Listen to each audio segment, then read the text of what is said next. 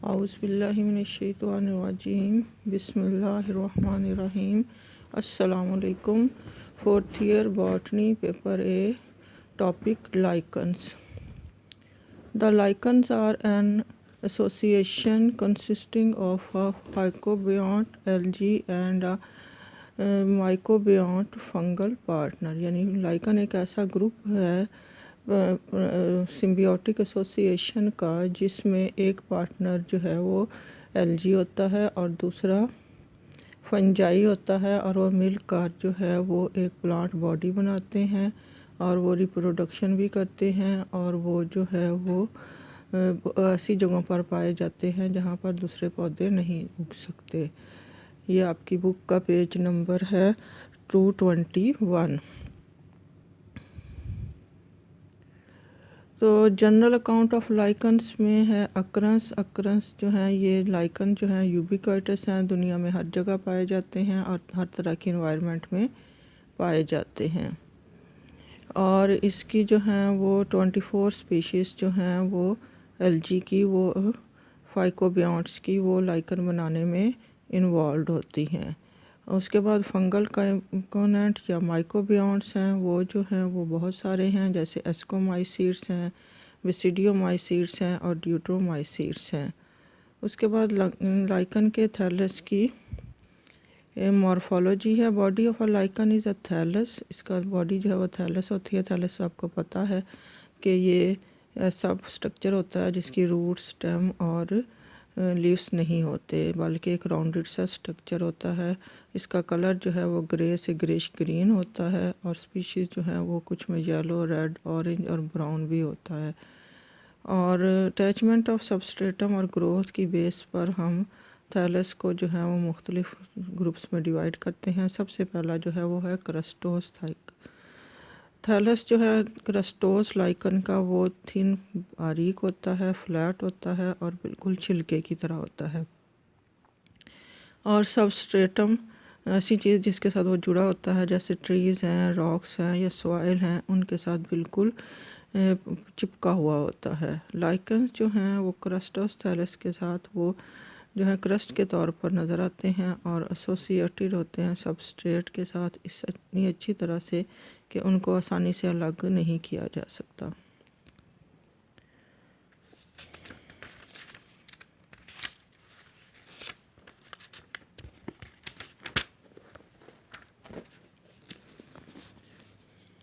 उसके बाद फोलियोस लाइकन है। फोलियोस लाइकन जो हैं वो फ्लैट लीफ लाइक होते हैं, लोब्ड होते हैं, और ये जो हैं ये अटैचिंग ऑर्गन के साथ जो हैं वो उसके साथ जुड़े हुए होते हैं, जैसे राइजोइड्स। इसकी एग्जांपल है फाइसिया।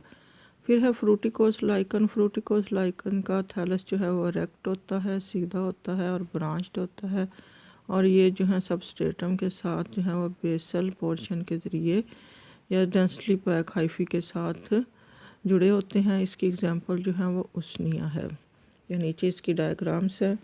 और नीचे जो है फिर है normal structure of thallus. On the basis of distribution of algal cell the lichen thallus जो हैं वो मुख्तलिफ तरह के होते हैं। पहला है होम्योमीरस। इस तरह के थैलस में एल्गल और फंगल कंपोनेंट्स जो हैं वो इक्वली डिस्ट्रीब्यूटेड होते हैं, जैसे कि कोलोइमा। द एल्गल कंपोनेंट्स जो हैं वो ग्रीन एल्गी होता है। फंगल हाइफी जो है वो थिन आउटर प्रोटेक्टिव लेयर बनाता है, और ये मोस्टली जो हैं वो क्रस्टोज होते हैं।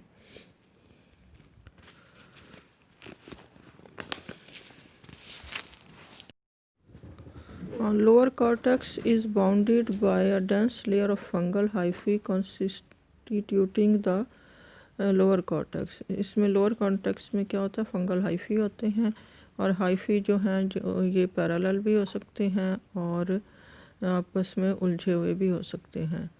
और इसके नीचे से राइजोइड्स राइज होती हैं जो कि सबस्ट्रेटम के अंदर दाखिल हो जाती हैं, और वो जो हैं वो वाटर भी ऑब्जर्व करती हैं कैपिलरी स्पेसिस के ज़रिए, और ऊपर जाकर मेन रोल जो है वो लाइकन को सबस्ट्रेट के साथ जोड़ना है।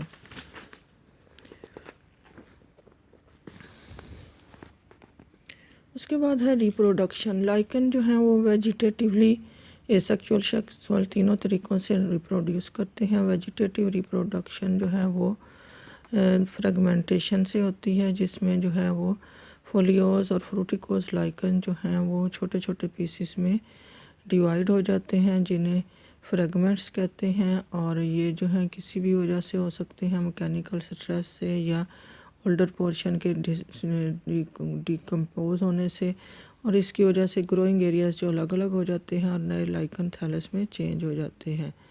उसके बाद है लिसिडिया। लिसिडिया जो है वो स्मॉल स्मूथ और पेपिला लाइक आउट ग्रोथ होती हैं, यानी छोटी छोटी राउंडेड आउट ग्रोथ होती हैं अपर सरफेस ऑफ थैलस से। ये जो हैं एसिडिया जो हैं ये एल्जल सेल्स और फंगल हाइफी को मिलाकर बनी होती हैं, और ये जो है ये रिप्रोडक्टिव प्रोपेग्यूल्स एजेंट्स के तौर पर एक्ट करती हैं, और ये सूटेबल इन्वायरमेंट में जब जाती हैं तो वहाँ जाकर उगना शुरू कर देती हैं।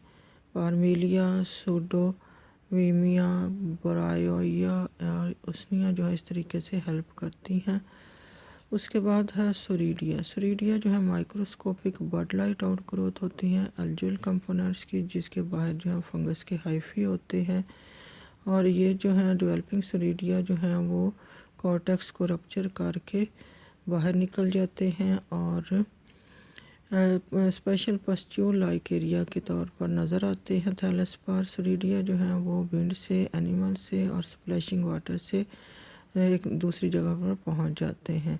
ये पार्मेलिया और क्लैडोनिया वगैरह स्पीशीज़ में पाए जाते हैं। फिर है ब्लास्टीडिया जो हैं ये कुछ लाइकन में जैसे फाइसिया, ओपनशीलिया, यीस्ट लाइक सेगमेंट्स पैदा होते हैं, और ये जो हैं नए थैलस में डेवलप हो जाते हैं जब वहाँ से अलग हो जाते हैं। उसके बाद है asexual reproduction. Component organism also reproduce independently bye formation of spores. इसमें कोनिडिया, पिकनिडिया और ईडिया वगैरह मौजूद है। इसमें दोनों अलग अलग रिप्रोड्यूस करते हैं। सेक्सुअल रिप्रोडक्शन जो है वो डुअल नेचर होती है, क्योंकि इसकी तो सेक्सुअल रिप्रोडक्शन जो है वो अलग-अलग होती है।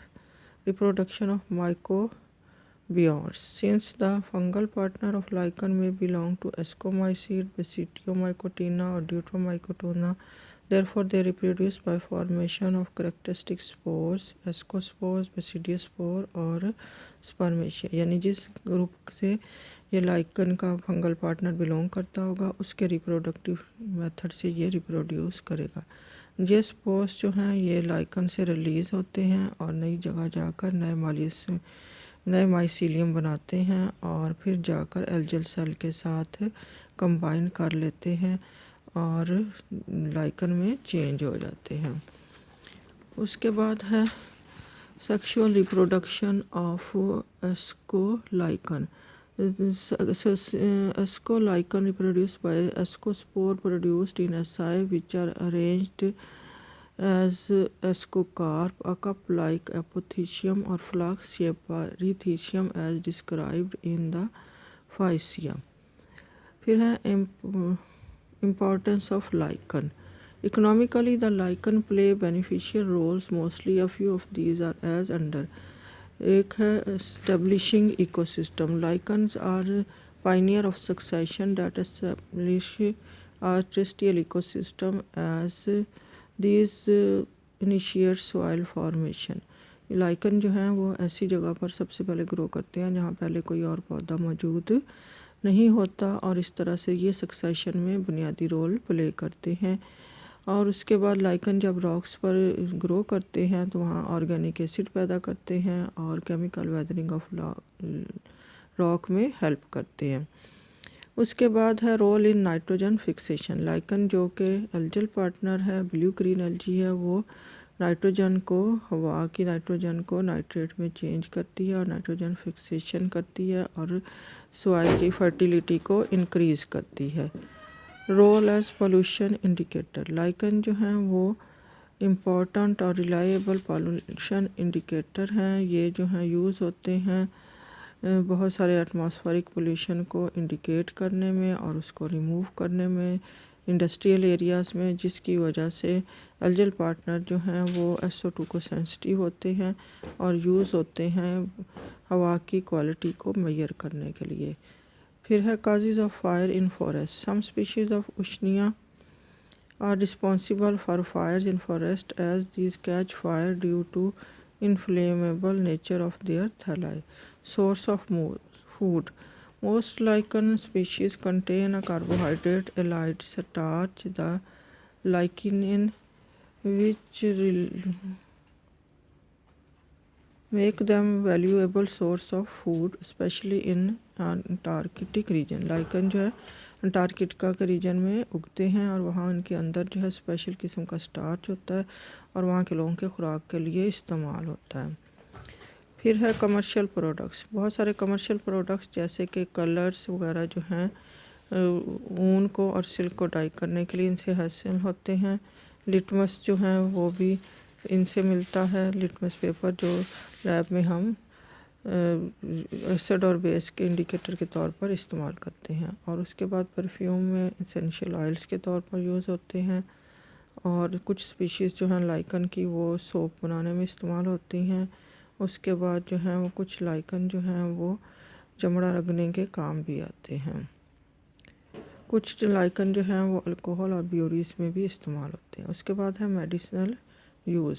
बहुत सारे केमिकल्स जो हैं लाइकन में पाए जाते हैं जो कि मेडिकली इम्पॉर्टेंट होते हैं और जो हैं वो बहुत सारी डिजीज़ में की इलाज में हेल्पफुल होते हैं। जैसे उसनिक एसिड जो है वो बहुत सारे स्पीशीज़ से हासिल होता है जो कि एंटीबैक्टीरियल क्रीम वगैरह बनाने में इस्तेमाल होता है।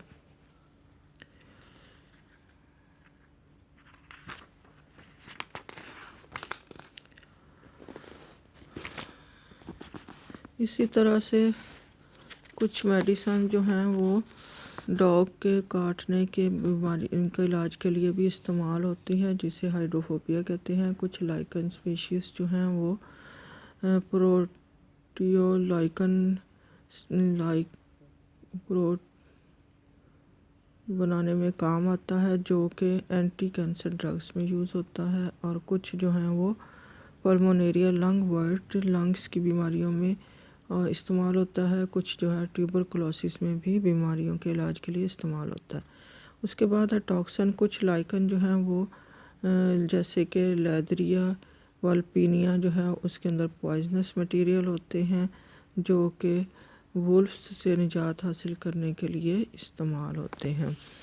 इसकी एग्जांपल है फाइसिया। फाइसिया की क्लासिफिकेशन है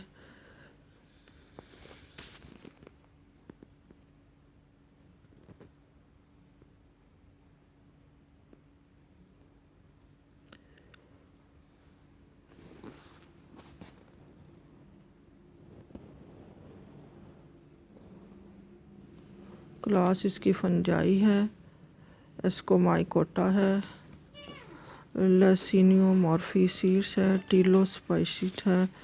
उसके बाद फाइसिया जो है वो फोलियस एसोसिएशन है जिसमें फंगल पार्टनर जो है वो एस्कोमाइसीड से बिलोंग करता है और ये रॉक्स ओल्ड वुड ट्रीज़ वगैरह पर पाया जाता है।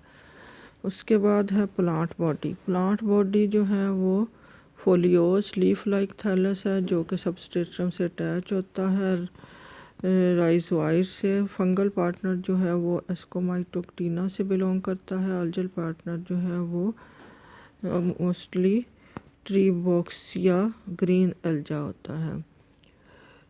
इंटरनली थैलस जो है वो 4 लेयर में डिवाइडेड होता है। अपर मोस्ट लेयर जो है वो वर्टिकल हाइफी होते हैं और वो सम स्पीशीज़ में बाहर को निकले हुए होते हैं। टिश्यू में और may not contain intercellular spaces. The spaces जो हैं वो फिल्ड होती हैं जिलेटिनस मटेरियल से। ये रीजन जो है अपर कॉर्टेक्स कहलाता है। बीनीथ इसके नीचे जो है वो कॉर्टिकल अल्जल पार्टनर है जो कि मिक्स्ड होता है फंगल पार्टनर के साथ और इसको हम अल्जल लेयर कहते हैं। अल्जल लेयर जो है उसके बाद मेडुला लेयर होती है और उसके नीचे लोअर कॉर्टेक्स। रिप्रोडक्शन जो है वो वेजिटेटिव और सेक्सुअल दोनों तरह से होती है। Various method of vegetative reproduction in Physcia जो है पहला है फ्रेगमेंटेशन। इसमें जो है वो बड़े जो पार्ट्स हैं इसके वो छोटे छोटे पार्ट्स में डिवाइड हो जाते हैं और दरमियान वाले हिस्से टूट जाते हैं और हर पार्ट जो है वो नया लाइकन बना देता है। उसमें दोनों एल्जल और फंगल पार्टनर मौजूद होते हैं। उसके बाद सोरिडिया है। सोरिडिया जो है वो वाइट पस्ट्यूल या धब्बों की सूरत में अपर सरफेस ऑफ थैलस पर अपीयर होते हैं। हर जो है सोरिडियम उसके अंदर एल्जल सेल्स होते हैं और उनके बाहर जो है वो फंगल के हाइफी होते हैं और ये न्यू थैलस में डेवलप हो जाते हैं जब ये वहाँ से टूटकर अलग हो जाते हैं। उसके बाद है पेक्नीडिया एंड पेक्नीडियो स्पोर्स। ये फ्लास्क या बर्तन की शेप के होते हैं जिसके अंदर रिप्रोडक्शन होती है और इसके अंदर पेक्नीडिया भी होते हैं। पेक्नीडिया जो हैं वो प्रेजेंट होते हैं फाइसिया थैलस में स्मॉल राउंडेड यूनिसेलुलर स्पोर्स की शक्ल में। पेक्नियोस्पोर्स जो हैं वो इसके अंदर पैदा होते हैं और ये जो हैं वो स्पोर जब वहाँ से रिलीज़ होते हैं तो वो नए पौधे बनाते हैं। सेक्सुअल रिप्रोडक्शन जो है वो सेप्टेट सेक्सुअल स्ट्रक्चर्स के ज़रिए स्पोर्स के ज़रिए होते हैं जिन्हें एस्कोस्पोर कहते हैं, जो एस्काई में बनते हैं जो कि क्लब शेप्ड फ्रूटिंग बॉडीज़ की फॉर्म में एपोथीशियम की शक्ल में मौजूद होते हैं। फंगल कंपोनेंट की रिप्रोडक्शन जो है वो होती है एस्कोगोनियम से। एस्कोगोनियम में क्या होता है कि फ़ीमेल सेक्स ऑर्गन जो है वो एस्कोगोनियम कहलाता है। एस्कोगोनियम जो है वो डेवलप करता है hyphae deep in algal layer. ये फिलामेंटस होता है और बेसल कॉइल्ड पोर्शन होता है जो कि ओवोगोनियम में चेंज हो जाता है। ऊपर जो है एलोंगेटेड रिसेप्टिव पोर्शन ट्राइकोगाइनी होता है। ट्राइकोगानी जो है वो थैलस के अंदर मुख्तलिफ़ जगहों पर पाया जाता है। बहुत सारे एस्कोगोनिया जो है एक टाइम में पैदा होते हैं लेकिन इनमें से सिर्फ एक ही मैच्योर और फर्टाइल होता है। उसके बाद है स्पर्माथीशिया। स्पर्माथीशिया जो है ये मेल स्पर्म्स जो हैं वो फ्लास्क शेप्ड रिप्रोडक्टिव स्ट्रक्चर में पैदा होते हैं जिसे स्पर्माथीशिया कहते हैं और स्पर्माथीशिया जो है वो आउटर सरफेस ऑफ थैलस पर खुलता है through a pore called ostiole. ये ओस्टियोल जो है मेल स्पर्म्स जो हैं वो फ्लास्क शेप स्ट्रक्चर में पैदा होते हैं और ये आउटर सरफेस ऑफ थैलस पर खुलता है कॉल्ड एक सुराख के ज़रिए जिसे ओस्टियोल कहते हैं।